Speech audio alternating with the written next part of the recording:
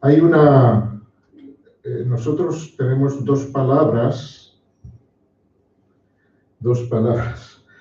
una, que a veces son excesivas, ¿no? Por ejemplo, cuando decimos nunca, ¿eh?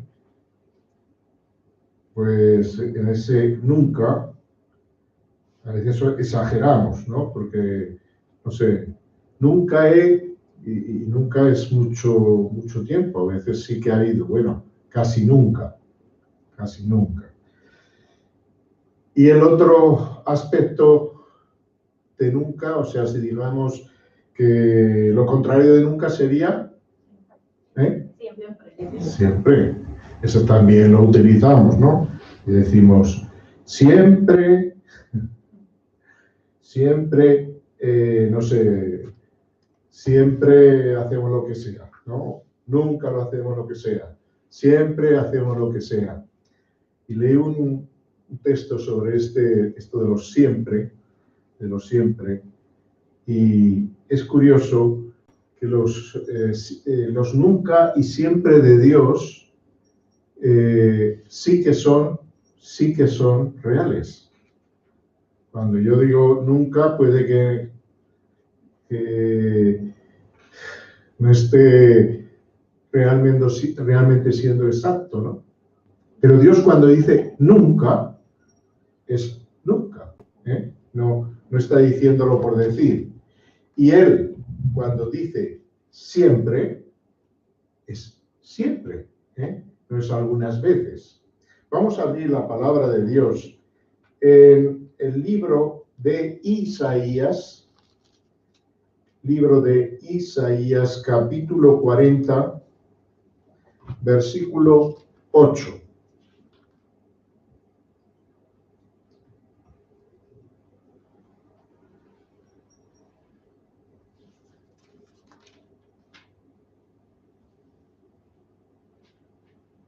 Dice, sécase la hierba, marchítase la flor, mas la palabra de Dios nuestro permanece para siempre. Para siempre. Y esto se repite en el Nuevo Testamento, en Santiago y en Primera de Pedro. Se repite esto de la palabra de Dios. La palabra de siempre es una palabra que tiene mucho poder. ¿Por qué? Porque está llena de compromiso. Si uno dice al Señor, siempre te amaré, me estoy comprometiendo con esa palabra a amar a Dios siempre. Y si se lo digo a una persona, estoy haciendo lo mismo. Estaré contigo siempre. Bueno, pues estoy creando un compromiso. Que sabemos que a pesar de las buenas intenciones, en muchas ocasiones es muy difícil de cumplir ese siempre, ¿no? Ese siempre. Pero es una palabra, el siempre es una palabra de compromiso, de responsabilidad y de fidelidad. Compromiso, responsabilidad y fidelidad. Y son estas tres palabras, compromiso, responsabilidad y fidelidad, son fundamentales en la vida de un cristiano y en la vida de un obrero, de alguien que quiere hacer algo para Dios. Pero para nosotros los seres humanos resulta difícil, muy difícil cumplir esto al 100%, porque siempre está los elementos que obstaculizan, o pueden obstaculizar, o que surgen y que pueden obstaculizar nuestro compromiso. En cambio, Dios no tiene ese problema. No tiene el problema de que puedan surgir obstáculos cuando Él dice, siempre te amaré, o siempre, como hemos leído la palabra de Dios, siempre, siempre, siempre permanecerá, ¿no? ¿Por qué? Porque nuestro Dios supera lo que es el concepto tradicional y humano de siempre, porque él lo está diciendo cuando dice siempre en todas las ocasiones en que sea posible. Perdón, pero estaban oyéndome, pero no viéndome.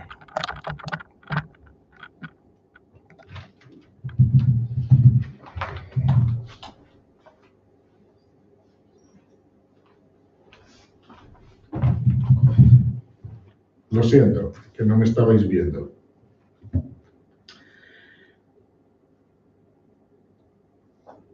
Por eso, para nuestro Dios, siempre significa siempre. No hay vuelta de hoja. Siempre significa siempre, sin excusas, sin condiciones, sin condiciones. Veamos por medio de la palabra de Dios algo de lo que dice sobre esto. En Mateo 28, en el versículo 20, Mateo 28, versículo 20, el Señor hace una afirmación que tiene un peso extraordinario y tiene una confianza para el que lo cree tremenda, ¿no? Capítulo 28, versículo 20. Dice,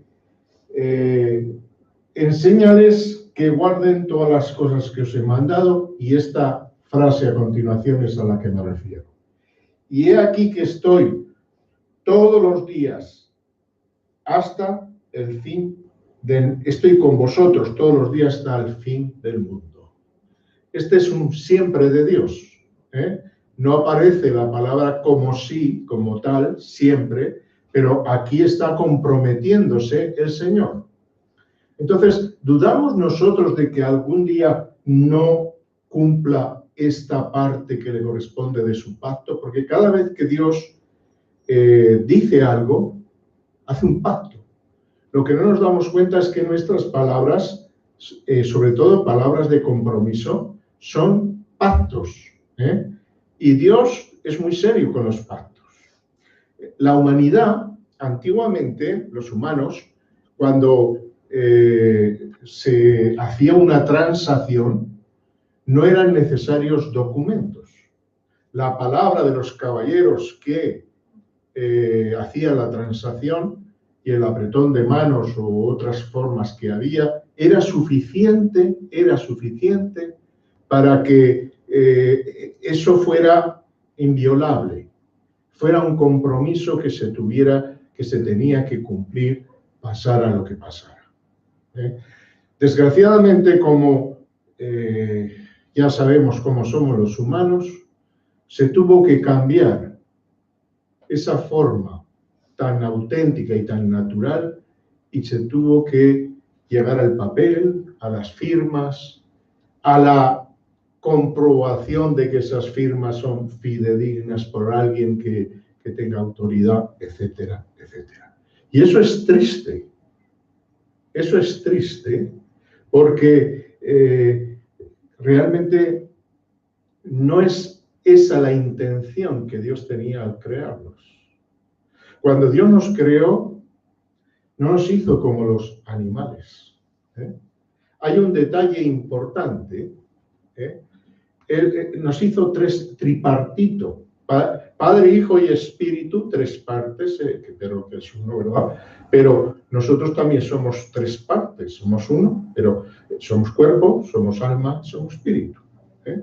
El alma es lo que nos hace vivir, el cuerpo es lo que vive en este ambiente material, y el espíritu. ¿Qué hizo Dios cuando formó al hombre diferente a las bestias, a los animales o a todo ser viviente? Dice que sopló.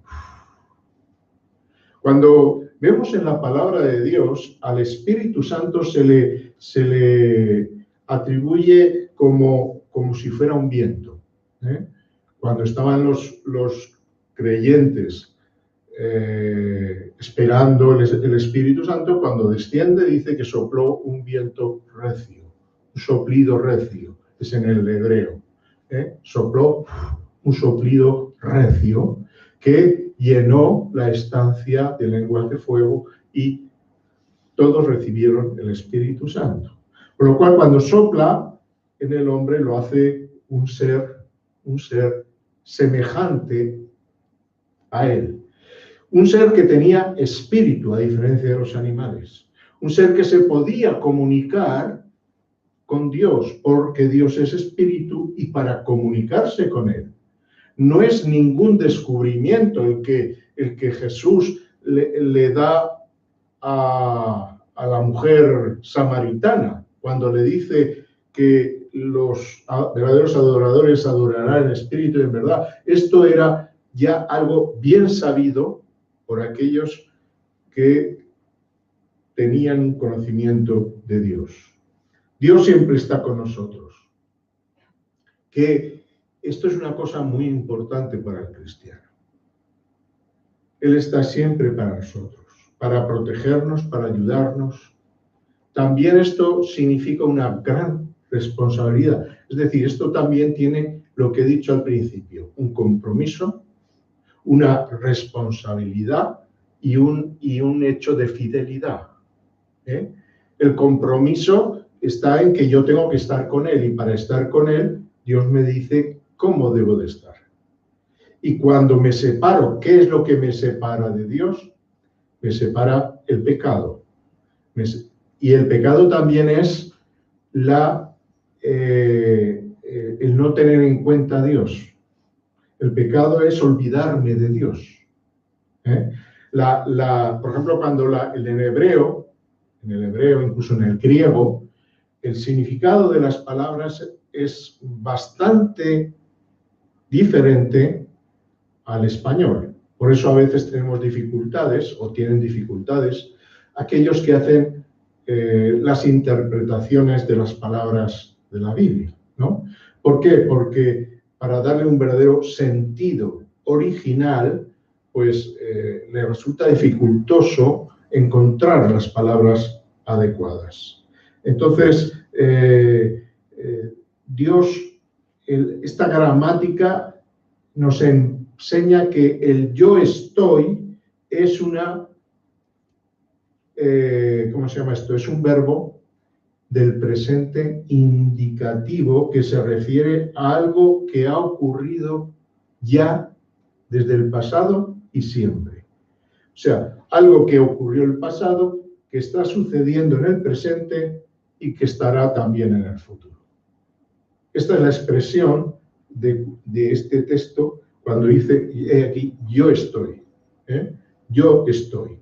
Lo que está diciendo, yo estoy con vosotros hoy, o mañana, pasado, siempre. Siempre. En segundo lugar, Dios está con nosotros. Bien. Pero bueno, como decía antes, perdón, que no he terminado, sobre el tema del compromiso, la responsabilidad y la fidelidad. El compromiso Dios lo tiene y lo cumple. Y el nuestro debemos de cumplirlo. La responsabilidad también es parte nuestra. Nuestra responsabilidad está en la palabra de Dios y es amplia. Y en último tanto, la fidelidad igualmente. Cualquiera de estos tres elementos que nosotros no compartimos con Dios puede representar el que le ignoramos o que nos apartamos de él. No solo está presente, sino que está disponible. Esto es una cosa importantísima. El Salmo 34 en el versículo 15, el Señor nos dice esto. Los ojos del Señor están sobre los justos. Este es el 34, sí. Los ojos del Jehová están sobre los justos y atentos sus oídos al clamor de ellos. Él está disponible. O sea, sus ojos están hacia nosotros y sus oídos atentos. Quiere decir que su ser está atento a nosotros. Es decir, está disponible. Está disponible. Nosotros incluso muchas veces incluso llevando estos artefactos como los móviles y esto, muchas veces no estamos disponibles. O sea, está ahí, pero no contestamos, no podemos contestar en ese momento. Dios no, Dios está siempre disponible. No podemos negar que esto es un privilegio, ¿no? El que tengamos al Dios Todopoderoso disponible para nosotros.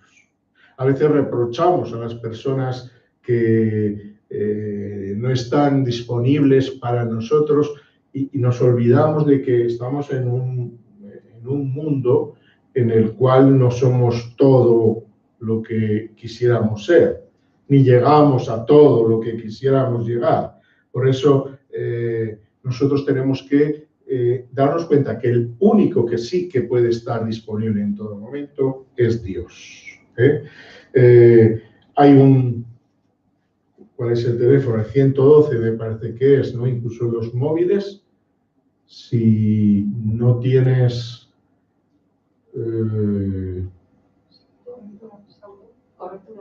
cobertura, no, si no tienes, no lo has abierto, si no lo has abierto, es decir, encuentras un móvil, tú puedes llamar a urgencias, aunque ese móvil esté bloqueado, ¿no? Bueno, pues aquí tienes que llamar. El Señor dice que Él está sus oídos al clamor. El 112 del Señor es el clamor nuestro. No es la oración, fijaos que es diferente. La oración es la expresión, pero la forma de orar es clamor, porque oración es una cosa y luego la forma que lo hacemos. Hay muchos tipos y formas de oración. Cuando vamos a la palabra, vemos que hay oraciones que están con lloros. El mismo Jesús lloró. Hay oraciones que están con clamor, con grito, como ocurrió en muchas ocasiones cuando el Señor pasaba en sus tiempos de la tierra, pasaba y no le escuchaban. Entonces le llamaban, hijo de David, cállate, hijo de David, pero el Señor respondía. Muy bien, pues el clamor se supone, algo que atiende el Señor. Él está dispuesto. Él siempre, porque esa es otra cosa, o sea, el tercer punto sería, Él está atento, número 1. Número 2, Él responde, pero me ayuda. Es decir, cuando está, va a ayudarme. Entonces, ahí vamos a Isaías, otra vez, al capítulo 41. Isaías capítulo 41.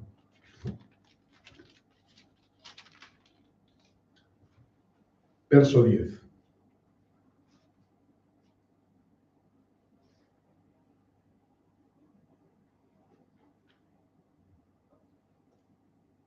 Dice, no temas, porque yo estoy contigo. Primer punto, fijaos, no temas. La razón, su presencia. Número 2, no desmayes. La razón, porque yo soy tu Dios que te esfuerzo. Y aquí sí que encontramos la palabra siempre. Aquí dice siempre que siempre te ayudaré. Siempre te ayudaré. Siempre te sustentaré con la diestra de mi justicia. Siempre te ayudaré y te sustentaré con la diestra de mi justicia. Fijaos bien que el sustento de Dios con la diestra de la justicia representa que Dios tiene que hacer las cosas a la manera de Dios. No es posible hacerlo de otra manera, hay que hacerlo a la manera de Dios. Entonces, Dios siempre nos ayuda. Dios siempre nos ayuda. No temas, porque yo estoy contigo. No desmayes, porque yo soy tu Dios, que te esfuerzo. Siempre te ayudaré. Siempre te sustentaré con la diestra de mi justicia. Aleluya. Gracias a Dios por eso. Bendito sea el Señor. Tenemos que estar agradecidos por esto, ¿no? ¿Y por qué hace todo esto? ¿Por qué hace todo esto? En Jeremías, en el capítulo 31, verso 3, Jeremías 31.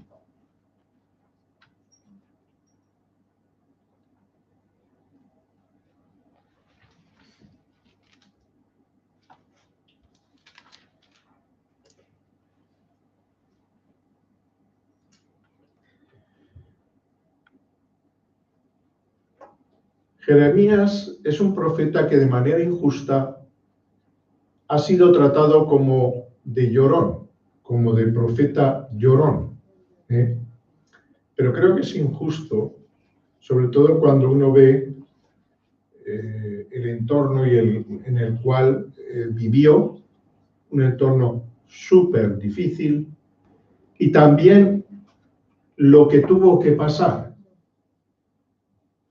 Esto nos da una idea de esto que hemos leído respecto a yo estoy contigo, yo estoy para ayudarte, yo te voy te voy a dar esfuerzo en los momentos que necesites ayuda, etc. Entonces, la idea de Dios es una idea que profundiza y que va más allá de lo que nosotros podemos pensar. Pero ¿por qué lo hace todo esto? ¿Por qué hace todo esto? Pues aquí dice, en el verso 3, dice que se le manifestó a Jeremías hace mucho tiempo y le dijo una cosa.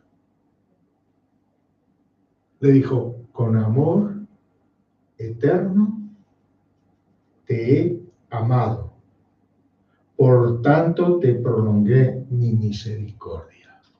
Estas son unas palabras especiales para Jeremías, concretamente, ¿no? Pero vemos en estas palabras, aunque no sean directamente para nosotros, vemos la actitud de Dios. Jeremías fue mandado por Dios y obedeció a dar una profecía a un pueblo que era un pueblo muy, muy duro de mollera. Un pueblo que no quería responder a Dios. Un pueblo que no tenía ganas ninguna de alabar al Dios del universo. Este Dios de los padres había sido olvidado. ¿No nos recuerda esto algo? Como el Dios de los padres es olvidado. Al margen de que la fe que se ha instituido a lo largo de muchos años en España sea cierta o no, al margen de eso, la realidad que estamos viendo es que los hijos están olvidándose de la religión de los padres, de las creencias de los padres. Y no solo olvidándose, sino yéndose a los otros extremos. O sea, ni siquiera modificando, ¿no? Porque yo estuve en esa religión, pero entiendo de que fue un conocimiento de que Dios existía.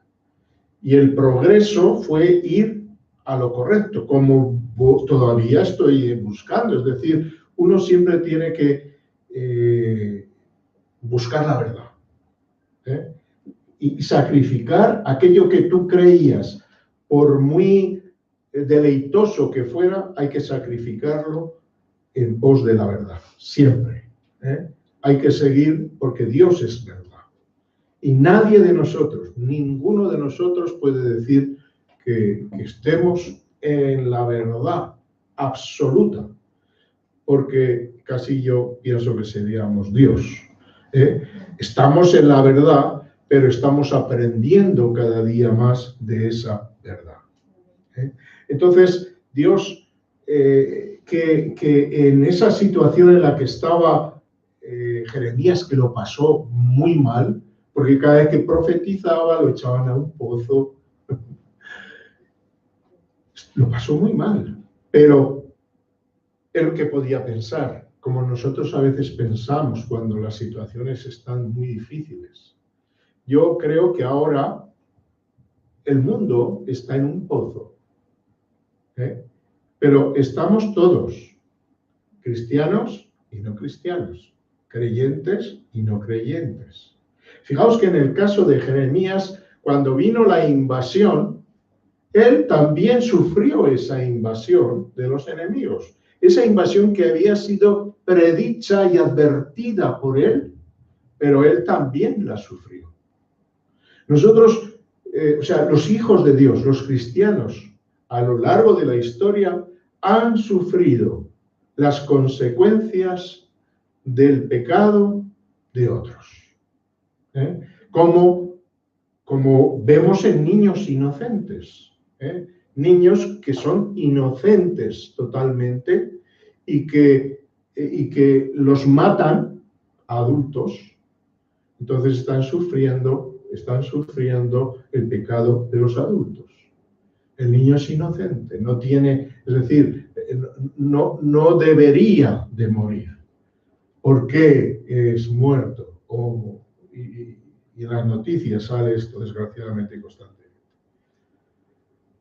Pero cuando sale esto, a veces lo que no nos damos cuenta es que el pecado es el pecado de la maldad, el pecado del descontrol. Eso que la mente humana, si no está centrada, puede lograr llegar a hacer cosas horribles, ¿no? Es así. Pues los cristianos, los que creemos en Dios, muchas ocasiones vamos a sufrir junto a aquellos que no lo son, que no creen en Dios, que no buscan su nombre. Y estaremos ahí, y a veces incluso más todavía. Dios siempre nos ama. Siempre te amaré. Eso lo dicen las parejas de enamorados. Pero esta frase está muy condicionada a las circunstancias del momento. Luego el tiempo, pues como que agrieta el siempre, lo agrieta. Las circunstancias lo agrietan. Pero qué maravilloso, hermanos, es que podamos saber que nosotros tenemos un Dios que no nos ama de esa manera, sino que su amor es incondicional, que nos ama a pesar de nuestros pecados, que nos ama a pesar de nuestros errores, que extiende para ello, el amor va acompañado de la misericordia, porque el amor solo no limpia el pecado. Lo que limpia el pecado es algo más, es la misericordia de Dios al enviar a su Hijo Jesucristo y por su sangre nosotros podernos limpiar. Pero el amor es el inicio, es el principio del desarrollo de algo que termina bien, ¿no? Porque la palabra dice, de tal manera amó Dios al mundo, que dio. O sea, no es un amor solamente de sentimiento, de sentir, sino era un amor práctico, o sea, hago algo, gloria al Señor. Y Él tiene misericordia de nosotros más allá de lo que nosotros pensamos. Por eso el Señor nos ayuda en todos los sentidos y está dispuesto a ello, ¿no? Así que Dios siempre está con nosotros, está disponible también para nosotros, está dispuesto a ayudarnos a nosotros y, ojo, Siempre recordemos que a veces esto que ocurre, y esto es muy fácil de que ocurra y debemos de saberlo e insistir en nosotros mismos. Es decir, no van a pasar cosas agradables.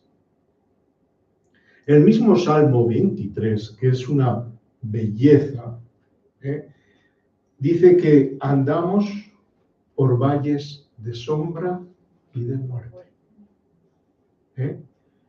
Y que tenemos enemigos. O sea, el mismo Salmo no oculta en esa belleza. Lo que resalta, por supuesto, es: el Señor es mi pastor, nada me faltará. Pero en esa belleza encontramos que uno anda por valles de sombra y de muerte.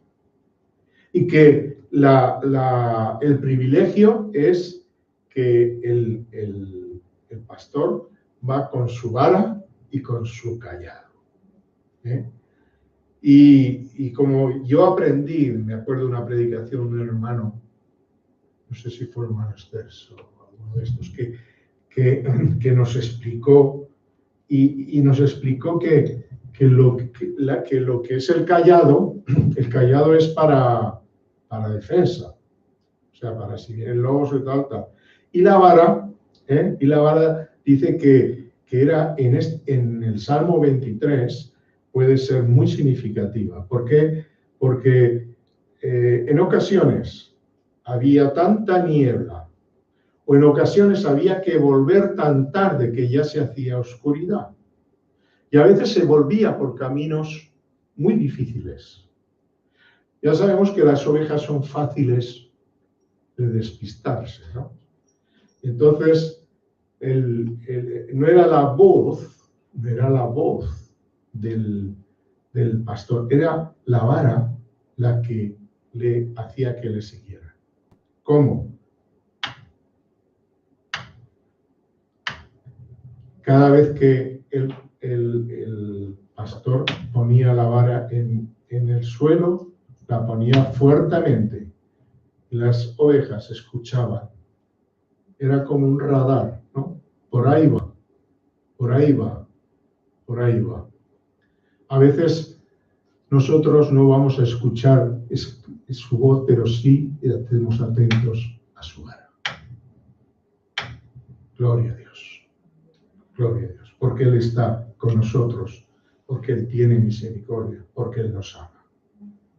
Así que, hermanos, no vamos a echarle en cara al Señor de que estemos en este pozo de pandemia junto con aquellos que